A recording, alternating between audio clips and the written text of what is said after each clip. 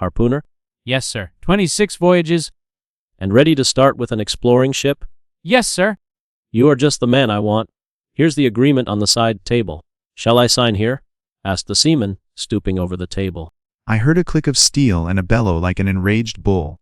The next instant Holmes and the seaman were rolling on the ground together. I must really apologize, Hopkins. I fear that the scrambled eggs are cold. However, you have brought your case to a triumphant conclusion. It seems to me that I have been making a fool of myself from the beginning. I understand now that I am the pupil and you are the master. See here, mister. You say I murdered Peter Carey. I say I killed Peter Carey. Maybe you think I am just slinging you a yarn. It was in '83. We picked up a little craft. There was one man on her.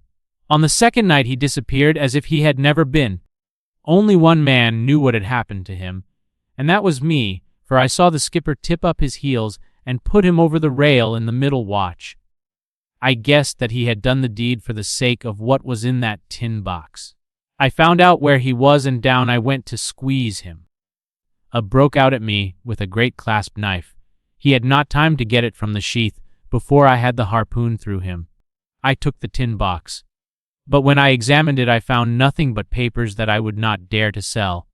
I was stranded in London without a shilling. Simply by having the good fortune to get the right clue from the beginning. The strength, the harpoon, the rum and water, the tobacco, all pointed to a seaman. The tin box must be returned to Nelligan. If you want me for the trial, Hopkins, my address and that of Watson will be somewhere in Norway. I have never known my friend to be in better form, both mental and physical, than in the year '95. His increasing fame had brought with it an immense practice. Holmes, however, like all great artists, lived for his art's sake. He had gone out before breakfast, and I had sat down to mine when he strode into the room, his hat upon his head and a huge barbed-headed spear tucked like an umbrella under his arm. "Good gracious, Holmes!" I cried. "You don't mean to say that you have been walking about London with that thing?" I drove to the butcher's and back. "The butcher's?" And I return with an excellent appetite.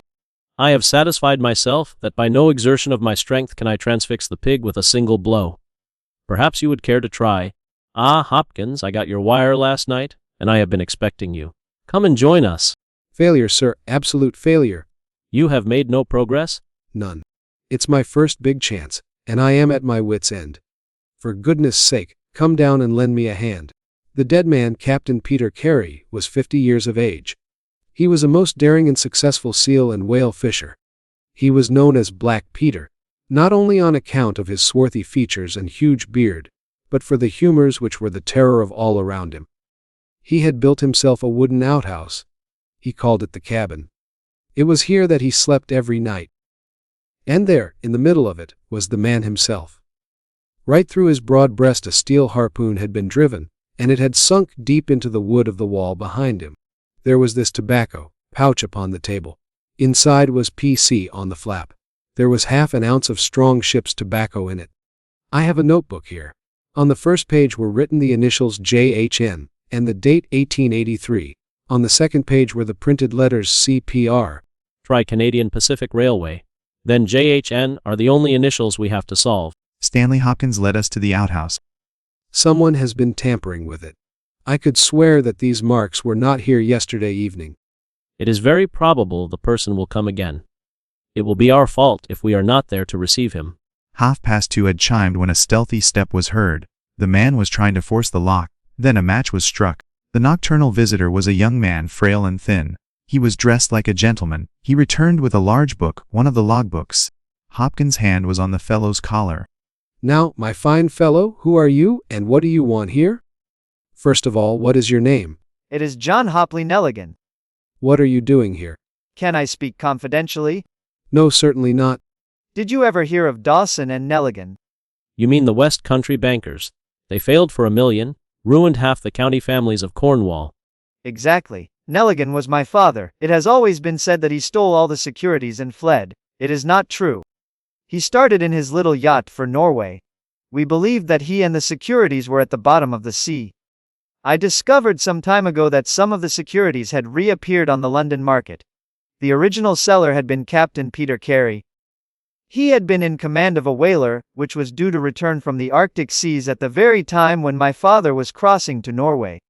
I came down to see the captain, but his death occurred. I tried to see the logbooks to settle the mystery of my father's fate. Then how do you account for that? cried Hopkins, as he held up the damning notebook with the blood stain on the cover. I did not know. I thought I had lost it at the hotel. That is enough. You will walk down with me now to the police station. Well, Watson, what do you think of it? I can see that you are not satisfied.